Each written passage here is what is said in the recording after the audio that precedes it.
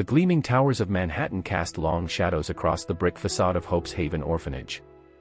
Inside, Ethan Carter moved through the hallways with measured steps, his tailored suit a stark contrast to the worn but clean surroundings. His quarterly donation checks had become routine, but this visit felt different. The children's laughter echoing through the corridors seemed to amplify his isolation.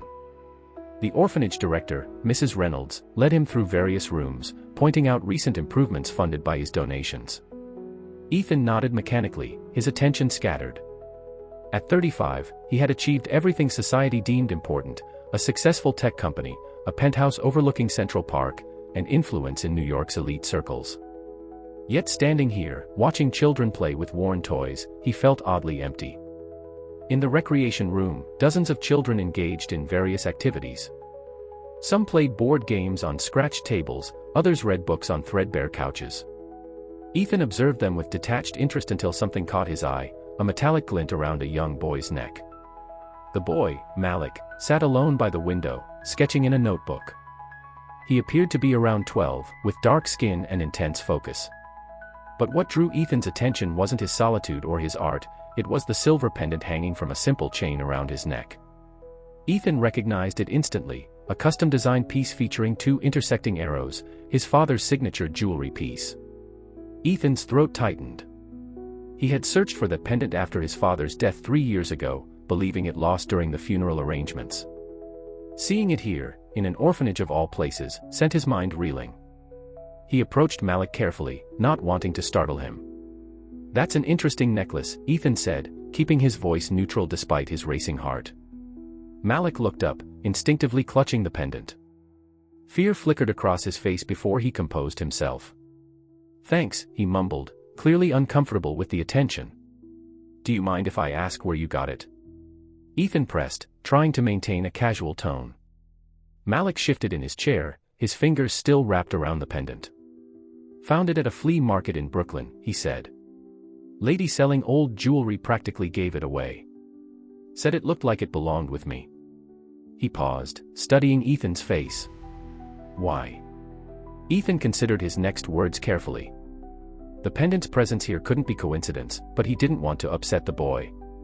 "It reminds me of something I once knew," he said finally. "Would you mind telling me more about when you found it?" Their conversation continued, halting at first but gradually becoming more comfortable. Malik revealed he'd had the necklace for 6 months, discovered at a weekend market near Prospect Park. Each detail Ethan learned only deepened his curiosity and unease. As they talked, Ethan noticed other things about Malik: his careful way of speaking, his artistic talent evident in the detailed sketches, and a certain wariness that spoke of past disappointments. The boy clearly had a story, one that might somehow be intertwined with Ethan's own. Mrs. Reynolds eventually called Ethan away for some paperwork, but his mind stayed with Malik and the pendant. Walking through the orphanage's halls toward the exit, Ethan knew his routine involvement with Hope's Haven had just become something far more personal. The pendant's appearance raised questions about his father's life, questions he had never thought to ask while the man was alive. In his Manhattan office the following week, Ethan surrounded himself with old family documents. His father's legal papers, photographs, and business records spread across his desk like pieces of an unclear puzzle. Between conference calls and meetings, he searched for any mention of the pendant or connections to the area where Malik found it. Late one evening, buried in a stack of personal correspondence, Ethan found something, a series of letters from 1990. They mentioned a woman named Grace Washington, an artist who had exhibited her work in Brooklyn. His father's handwriting grew more personal when discussing her, revealing an intimacy Ethan had never known about.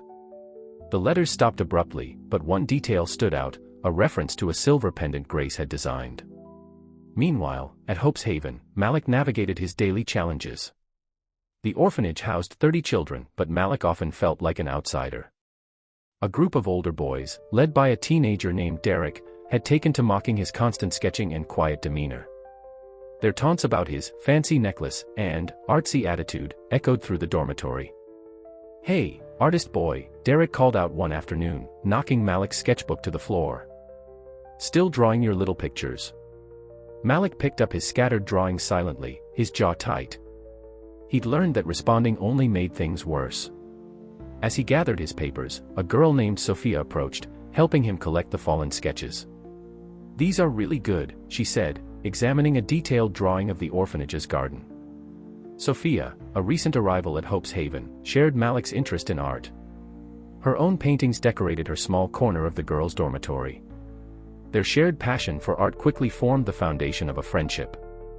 During free periods, they would find quiet corners to work on their projects together. Sophia's bold use of color complemented Malik's detailed line work, and they began collaborating on larger pieces. One rainy afternoon, while watching other children play video games in the recreation room, Sophia suggested an idea. "What if we painted a mural?" she asked, pointing to the blank wall beside the window. "Something that shows what it's like here, but also what we dream about." Malik considered the wall, his mind already sketching possibilities. "Mrs. Reynolds would need to approve it," he said cautiously. To their surprise, Mrs. Reynolds enthusiastically supported the project. She saw it as an opportunity to brighten the space and give the children a sense of ownership over their environment. She provided basic art supplies and granted them permission to work on the wall after homework hours. The mural became their sanctuary. Starting with a basic sketch, they began adding layers of color and detail. Other children watched curiously as images emerged, a cityscape blending into a forest, figures reaching toward stars, bridges connecting distant shores. Without planning to, Malik and Sophia had created a visual story about belonging and hope. Working on the mural gave Malik a purpose beyond surviving each day. When Derek and his friends made snide comments, the art became his shield. Some younger children even asked to help, and Sophia organized them into teams, teaching them basic painting techniques. One evening, as they cleaned their brushes, Sophia noticed Malik's pendant catching the light. "That's beautiful," she said. "Does it mean something special?" Malik touched the pendant, thinking about the strange man who had asked about it. "I'm not sure," he admitted. "Sometimes I think it found me for a reason, but that sounds crazy, right?" Sophia shook her head. "Not crazy. Everything has a story, that's what art teaches us. Maybe you're part of its story now." Their conversation was interrupted by Mrs. Reynolds announcing dinner, but Malik kept thinking about Sophia's words. The pendant had indeed brought changes to his life, the mysterious visitor, the growing mural project, his friendship with Sophia. Each day, the blank wall transformed further under their brushes, becoming a testament to their shared experiences and individual hopes. The mural's progress attracted attention from staff and visitors alike. Even Derek's group stopped their teasing, occasionally pausing to watch the work unfold. The wall had become more than just an art project, it was becoming a symbol of transformation within Hope's Haven itself. The Carter family estate in Westchester County stood empty most of the year, a colonial mansion preserved like a museum to past generations. Ethan hadn't visited since his father's funeral, but the discovery of Grace Washington's letters drew him back. He spent a Saturday afternoon searching through his father's study, disturbing years of settled dust. In the bottom drawer of his father's desk, beneath financial records and old photographs, Ethan discovered his mother's diary. The leather-bound book's pages were filled with her precise handwriting, dating back to the late 1980s. As he read, his hands began to shake. His mother had known about Grace Washington, not just known about her, but written extensively about the impact this relationship had on their family. The diary entries revealed a complex narrative. His mother wrote about suspecting her husband's affair, about confronting him, about their attempts to save their marriage. But what struck Ethan most were the passages about Grace's art career and her sudden disappearance from their lives in 1991. His mother described Grace as talented beyond measure and carrying a burden I'll never fully understand. Back at Hope's Haven, the mural project had taken on a life of its own. Malik and Sophia worked steadily, their initial concept evolving as other children contributed ideas. The wall now told multiple stories simultaneously, scenes of city life blended with fantasy elements, all connected by flowing lines that seemed to pulse with energy. One afternoon, a group of younger children gathered to watch them work. A small girl named Lucy pointed to a section showing a bridge spanning between two distinct worlds. "Is that how you feel?" she asked Malik. "Like you're trying to cross over somewhere?" Malik paused, brush mid-stroke. The question hit closer to home than Lucy could know. He had painted that bridge without consciously planning it, but now he recognized what it represented, his own sense of being caught between worlds, belonging nowhere and everywhere at once. Sophia noticed his hesitation and gathered the children closer. "Let's add your stories too," she suggested, handing out brushes. Under her guidance, they began adding their own small details to the mural's borders: tiny houses, stick figures holding hands, pets they'd left behind or hoped to have someday. The collaboration transformed the project. What had started as Malik and Sophia's vision became a collective expression of Hope Haven's community. Even Mrs. Reynolds contributed, painting a small garden in one corner that resembled the one she tended behind the building. When Ethan returned to the orphanage, he carried his mother's diary with him. The weight of its revelations made each step feel heavier. Finding Malik in front of the mural, he stood silently for a moment, taking in the scope of the artwork. The pendant around Malik's neck caught the afternoon light, seeming to glow against the backdrop of painted stories. "This is remarkable," Ethan said finally, gesturing to the wall. "You've created something special here." Malik turned, surprised by Ethan's presence. "Sophia and I started it," he explained, "but everyone's adding to it now. It's becoming everybody's story." Ethan nodded, his throat tight. "Stories have a way of connecting people," he said carefully. "Sometimes in ways we never expect." He touched the diary in his coat pocket. "Malik, I've learned some things about my family, about my father, that I think you should know." The boy's expression shifted, wariness returning to his features. "What kind of things?" Before Ethan could respond, Sophia appeared with fresh paint supplies. She sensed the tension and hesitated, but Malik waved her over. "It's okay," he said. "Mr. Carter was just about to tell me something about his father." Ethan took a deep breath, looking between the two children and the mural behind them. The painted bridge Lucy had pointed out seemed to take on new meaning, a connection between past and present, between separate lives that might not be so separate after all. Ethan carefully laid out what he had discovered, explaining about Grace Washington and her connection to his father. He watched Malik's reactions closely, noting how the boy's hands kept returning to the pendant, clutching it like an anchor in uncertain waters. "Your father," Malik began, then stopped. He stared at the mural, particularly at a section he'd painted showing scattered puzzle pieces floating in space. "He gave this necklace to someone named Grace. He designed it for her," Ethan confirmed. "She was an artist, like you. She had a studio in Brooklyn, near where you said you found the pendant." The information landed heavily in the room. Malik stepped back from the wall, his shoulders tense. The possibility that his flea market find might connect him to a larger story both intrigued and frightened him. His life had always been filled with uncertainty, but this felt different, like standing on the edge of something vast and unknown. Sophia, who had been quietly listening, moved closer to her friend. "Maybe we should add this to the mural," she suggested gently. "Not literally, but the feeling of it. The way connections appear when we least expect them." Malik nodded slowly, already reaching for his sketchbook. He began drawing rapidly, processing his emotions through quick, sharp lines. The pendant's design, the intersecting arrows, appeared repeatedly in his sketches, transformed and abstracted into various patterns. Meanwhile, Ethan continued his research. Grace Washington's name led him to old gallery exhibitions, newspaper clippings, and finally to a small article about her work with community art programs. The piece mentioned her belief in art as a way to bridge social divides and heal personal wounds. Her words eerily echoed what Malik and Sophia had created with their mural. The following days brought a shift in the orphanage's atmosphere. The mural expanded, incorporating new elements that reflected Malik's turbulent emotions. Dark swirls mixed with bright spots of hope, and the intersecting arrows motif appeared subtly throughout the piece, binding different sections together. Sophia noticed Malik spending more time alone, studying his reflection in windows, perhaps looking for traces of unknown parents in his features.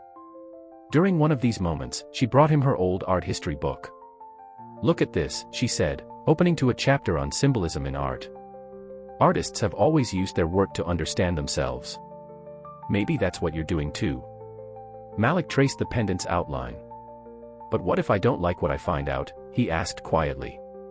"What if knowing makes everything worse?" Sophia considered this, then pointed to their mural. "Remember when we started? We didn't know what it would become. But we kept going, and look what happened, something beautiful came from not knowing." Ethan, too, wrestled with uncertainty. The more he learned about Grace Washington, the more questions arose. His father's relationship with her had coincided with frequent business trips to Brooklyn, gallery openings, and unexplained absences that his mother had documented in her diary. The timing aligned with Malik's approximate age, but Ethan hesitated to draw conclusions without concrete evidence. During one of his visits to Hope's Haven, Ethan found Malik adding to a particular section of the mural, a scene showing two figures separated by a maze of intersecting paths. The imagery struck him as painfully appropriate. "My father collected art," Ethan said, breaking the silence. "But I never knew he helped create it too. The pendant, it was his only design." Malik's brush paused mid-stroke. "Did he ever talk about why he made it?" "No," Ethan admitted. "There's a lot he never talked about. But I'm learning that sometimes silence tells its own story." The boy nodded, understanding evident in his expression. He returned to his painting, adding delicate lines that connected the separated figures through subtle patterns, each one incorporating elements of the pendant's design. Word about the mural at Hope's Haven began spreading beyond the orphanage walls. A local arts blog featured photos of the work in progress, praising its collaborative nature and emotional depth. The article caught the attention of the New York Daily News, which sent a reporter to cover the story. The resulting media attention created a buzz around Hope's Haven. The mural, with its intricate blend of personal narratives and universal themes, struck a chord with viewers. People began showing up at the orphanage asking to see the artwork, forcing Mrs. Reynolds to establish visiting hours for the public. Ethan watched this development with mixed emotions. While he was proud of Malik's achievement, the increased attention made him nervous. Each new visitor meant more eyes on Malik, more questions about his background, more chances for speculation about the pendant that still hung around his neck. "Your work is touching people," Ethan told Malik one afternoon, as they watched another group of visitors admire the mural. "My father would have appreciated that. He always said art should make people feel something." Malik absorbed this information quietly, adding it to his growing collection of details about the men who had designed his pendant. "Did he make other things?" he asked. "Besides this necklace?" "No," Ethan replied. "Just that one piece." He said it represented two paths coming together at the perfect moment. The symbolism wasn't lost on either of them. Malik turned back to the mural, where he'd been working on a new section. The design incorporated subtle references to the pendant, woven into a larger pattern that spoke of connection and discovery. Seeing the momentum building around the mural, Ethan proposed organizing a formal exhibition event. He envisioned an evening that would celebrate not just the artwork, but the entire Hope's Haven community. Mrs. Reynolds enthusiastically agreed, seeing an opportunity to attract potential donors and adoptive families. Planning the event gave Ethan a concrete way to stay involved with the orphanage while he continued his research into Grace Washington's life. He hired event planners, arranged for catering, and worked with local arts organizations to spread the word. Throughout the process, he kept finding himself drawn to the mural's evolution, particularly the ways Malik incorporated new elements that seemed to reflect his growing awareness of possible connections to Ethan's family. Sophia, observing the increasing attention on her friend, worked to keep him grounded. She created a small private corner in their workspace where Malik could sketch without an audience. "This is still our space," she reminded him. "No matter how many people come to look." The mural itself continued to grow more complex. What had started as a simple expression of hope had become a layered narrative about identity, belonging, and the unexpected ways lives intersect. Visitors often spent hours studying its details, finding new connections with each viewing. As the exhibition date approached, Malik's anxiety became more apparent. During quiet moments, Ethan would find him standing before the mural, touching the pendant and staring at sections that seemed to ask questions neither of them could answer yet. "Are you ready for all these people to see it?" Ethan asked him one day. Malik considered the question carefully. "I think so," he said finally. "But sometimes I feel like I'm still trying to see it myself. Like there's something in it I'm supposed to understand, but I can't quite grasp it yet." Ethan understood that feeling all too well. Every new detail he uncovered about Grace Washington and his father's relationship felt like another piece of a puzzle he couldn't quite complete. The upcoming exhibition loomed as both an opportunity and a challenge, a chance to celebrate what Malik and Sophia had created, but also a moment when all their carefully maintained uncertainties might finally demand resolution. In the quiet hours after dinner at Hope's Haven, Ethan and Malik found themselves sitting in the art room, surrounded by paint supplies and the ever-present mural. The evening light cast long shadows across the wall, making the painted figures seem to move. "Sometimes I wonder if I'm painting someone else's story without knowing it," Malik said, breaking a long silence. He touched the pendant absently, a gesture Ethan had noticed becoming more frequent. Like maybe my hands know something my head doesn't yet. Ethan considered this. The diary in his briefcase felt heavier than ever. Our stories are often connected to others in ways we don't understand, he replied carefully. When my father died, I thought I knew everything about him. Now I'm learning he had whole chapters of his life I never knew about. The conversation shifted to more direct questions about identity and belonging. Malik spoke about growing up in the system, moving between foster homes before landing at Hope's Haven 2 years ago. He described the constant feeling of being untethered, of watching other children leave with new families while he remained. The pendant, Malik said, it's the first thing that ever felt like it was meant for me. The lady at the flea market, she said something weird when she sold it to me. She said it was coming home. Ethan's hand instinctively moved toward his briefcase containing the diary, but he hesitated. The timing wasn't right. Instead, he shared stories about his father's passion for art and his secret creative side that Ethan was only now discovering. Meanwhile, through the diary's pages, Ethan continued piecing together the past. His mother had written about Grace Washington's disappearance in the spring of 1991, noting how it changed his father. There were references to money transfers, to heated arguments about responsibility and choices, to his father's increasing visits to Brooklyn that suddenly stopped. Back at the mural, Sophia had begun adding new elements that complemented Malik's recent additions. Her contribution seemed to intuitively understand the weight of what was unfolding. She painted bridges between disparate sections, created subtle color gradients that unified seemingly unrelated parts. Art helps us find truth, Sophia told Malik one afternoon as they worked. Even when we're not sure what that truth is yet. The mural had become a visual diary of their journey. New sections appeared almost daily, each one more layered with meaning than the last. Malik incorporated elements from Ethan's stories about his father, subtle references to the man's life and the secrets he'd kept. During one session, Malik opened up about his fears.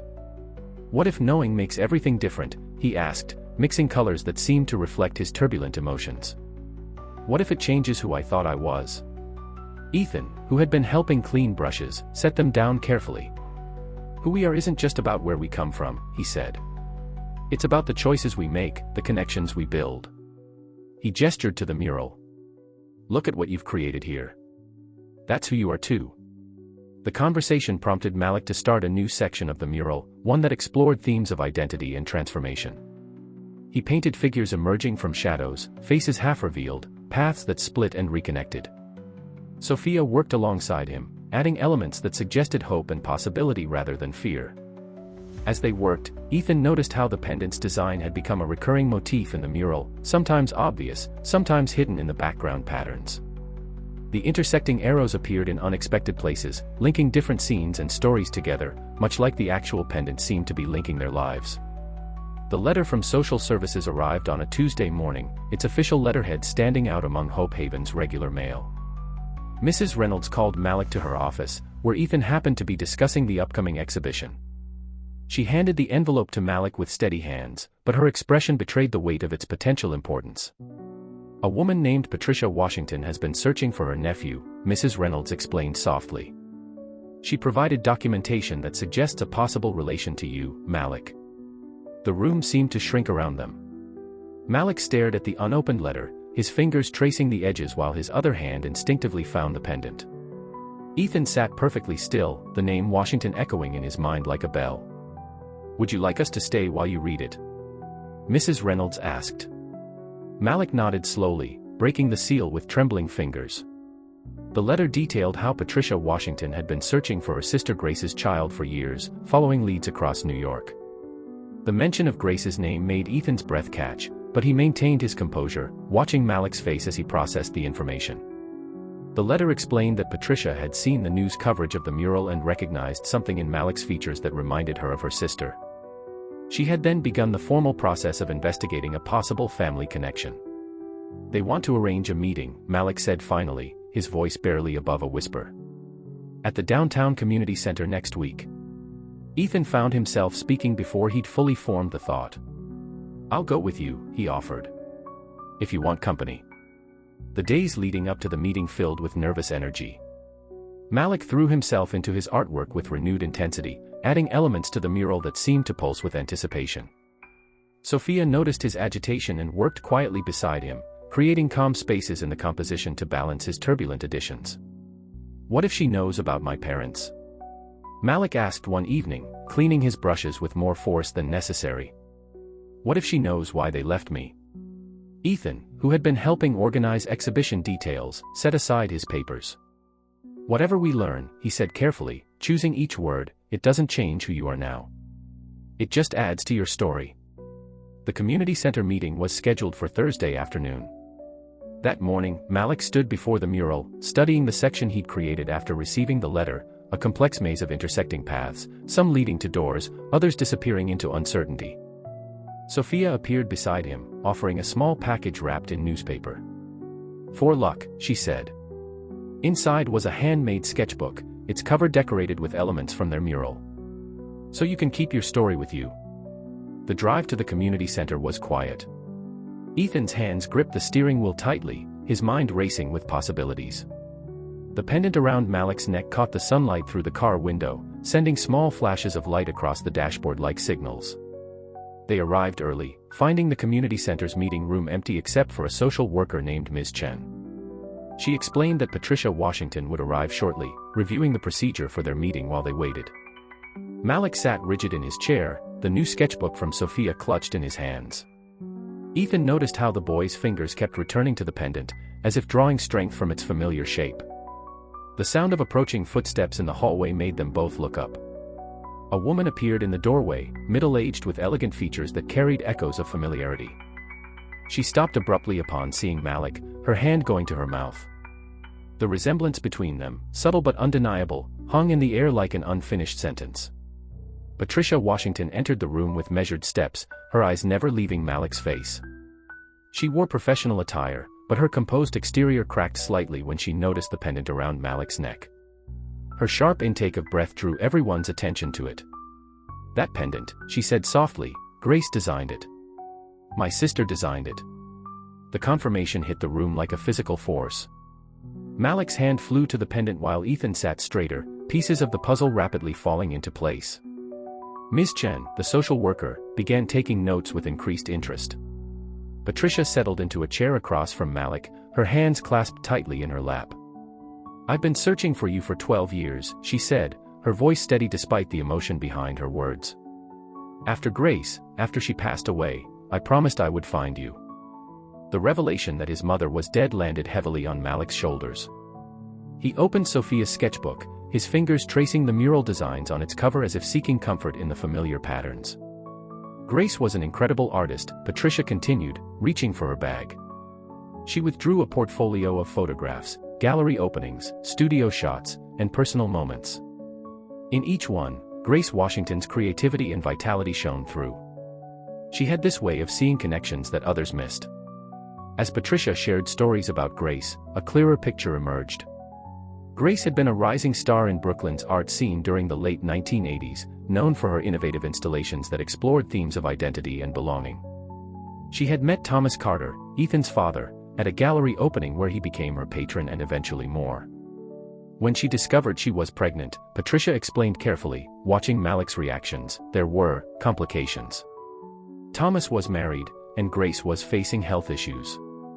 She made choices she thought would protect everyone, including you. Malik remained silent, but his hands moved across his sketchbook, creating abstract patterns that seemed to process his emotions. Ethan recognized elements from the mural appearing in the quick sketches, bridges, pathways, intersecting lines that mirrored the pendant's design. "She never stopped loving you," Patricia assured him. The pendant was her signature piece, the only jewelry she ever designed. She always said it represented paths crossing at the right moment, even if the travelers didn't know it yet. The meeting continued for hours, with Patricia sharing photographs and stories, carefully filling in the gaps of Malik's history. She explained how Grace's health had deteriorated rapidly after giving birth, how arrangements had been made in haste and confusion, and how the system had subsequently lost track of Malik during multiple foster placements. "When I saw your mural on the news," Patricia said, touching one of Grace's photographs, "I knew. You have her gift, the way you layer meaning into images, how you see connections. It's exactly how she worked." Ethan, who had remained largely silent, found himself studying the photographs of Grace. He could see traces of her in Malik's features, in his artistic intuition, in the way he approached his work. The pendant around Malik's neck seemed to pulse with new significance. As the meeting drew to a close, Patricia handed Malik a small package wrapped in tissue paper. "These belong to Grace," she said. "Her sketchbooks, some photographs, letters she wrote to you but never sent. When you're ready to look at them, they're yours." Ms. Chen began discussing next steps, supervised visits, potential guardianship arrangements, legal considerations. But Malik's attention had shifted to the package in his hands, his fingers running over its edges as if he could feel his mother's presence through the paper. In the days following the meeting, Hope's Haven buzzed with preparation for the exhibition, but beneath the activity ran an undercurrent of profound change. Malik spent hours in the art room, alternating between working on the mural and carefully examining his mother's sketchbooks. The similarities between Grace's artistic style and his own were striking, the same intuitive understanding of how lines and spaces spoke to each other. Ethan, meanwhile, retreated to his office with his mother's diary, reading entries with new understanding. The weight of unrevealed truth pressed against him as he discovered the final pieces of the story. Hidden in the diary's back pages, he found a letter his father had written but never sent, dated just before his death. The letter explained everything. Thomas Carter's relationship with Grace Washington had been more than a passing affair. He had loved her deeply, supported her art career, and when she became pregnant, he had set up a trust fund for their child. But Grace's failing health and his own cowardice had led to a series of decisions that left their son lost in the system. Ethan sat at his desk until late into the night, the letter trembling in his hands. The revelation that Malik was his half-brother shifted his entire worldview. The pendant, their connection, Malik's artistic talent, everything aligned with devastating clarity. At the orphanage, final preparations for the exhibition transformed the space. The mural, now complete, told a story more personal than anyone had initially imagined. Malik had added new elements that subtly incorporated what he'd learned about his mother, her artistic style, her vision, her struggle. Sophia found Malik studying the mural late one evening, his mother's sketchbook open beside him. "You've changed some parts," she observed, noting the new additions. "I can see her in it now," Malik replied quietly. "In the way she would have done things. It's like she's been guiding my hands all along." The exhibition was scheduled for the following evening. Journalists had requested interviews, art critics planned to attend, and the story of the orphanage mural had captured the city's imagination. But Ethan carried his father's letter like a burning coal, knowing he needed to share its contents with Malik before others began asking questions. He found Malik in the art room, preparing for the exhibition. The boy looked up as he entered, and something in Ethan's expression must have betrayed his turmoil. "What's wrong?" Malik asked, setting down his brushes. Ethan took a deep breath, the letter heavy in his pocket. The weight of family secrets, of choices made decades ago, of paths crossing and diverging, all converged in this moment. He looked at the mural behind Malik, at all the stories it told, all the truths it revealed, and knew it was time for one more revelation. "There's something in my mother's diary," he began, his voice steady despite his racing heart. "Something about your mother, and my father." The pendant caught the late afternoon light, its intersecting arrows casting shadows that seemed to point toward both their futures and their shared past. The truth waited to be spoken, ready to reshape their understanding of family, identity, and belonging. The exhibition hall of Hope's Haven hummed with anticipation. Guests filtered in, their murmured conversations echoing off the walls. The mural stretched before them, its complexity drawing gasps of appreciation. But in a quiet corner, away from the growing crowd, Ethan and Malik sat together, the letter between them. "My father was your father too," Ethan said finally, his voice barely above a whisper. "He never stopped thinking about you, or your mother. This letter, he wrote it before he died, explaining everything." Malik stared at the paper, his hand instinctively finding the pendant. "That's why it felt like it belonged to me," he said slowly. "Because it did. It always did." The truth settled around them like falling snow, transforming everything it touched. Malik's eyes moved between the letter and the mural, seeing new meanings in the artwork he'd created. The intersecting paths, the bridges between worlds, the constant theme of separation and connection, his art had been telling their story before he even knew it existed. Sophia appeared at the doorway, hesitating when she saw their expressions. "They're asking for you," she said softly. "The reporters want to talk about the mural." Malik looked at Ethan, a silent question in his eyes. Ethan nodded encouragingly. "This is your moment," he said. "Whatever you decide to share, I'll support you." Standing before the gathered crowd, Malik faced his audience. The pendant caught the light, drawing attention as he began to speak. He talked about art's power to reveal truth, about how the mural had become more than just paint on a wall, it had become a map leading him to his family. Every stroke, every color choice, he explained, his voice growing stronger, was part of a story I didn't know I was telling. About loss and discovery. About family found in unexpected places. He gestured to different sections of the mural, showing how the narrative had evolved. The early sections spoke of isolation and uncertainty. The middle portions explored questions of identity and belonging. And the final sections, completed after meeting Patricia, celebrated the power of truth and reconciliation. Ethan watched from the side, seeing his brother in a new light. The resemblance to their father, subtle but undeniable, seemed obvious now. When Malik spoke about art and connection, he echoed Grace's passionate belief in creativity's power to bridge divides. The audience was captivated, but it was Sophia's reaction that caught Malik's attention. She stood near their favorite section of the mural, tears streaming down her face, nodding in understanding. She had been part of this journey from the beginning, helping him tell a story he hadn't yet understood. "The pendant," Malik said, touching it one final time, "was designed by my mother and given to my father. It represents paths crossing at the perfect moment. I used to think finding it was luck, but now I know it was something more. It was family finding its way home." The revelation spread through the room in whispers, but Malik stood tall, Ethan now beside him.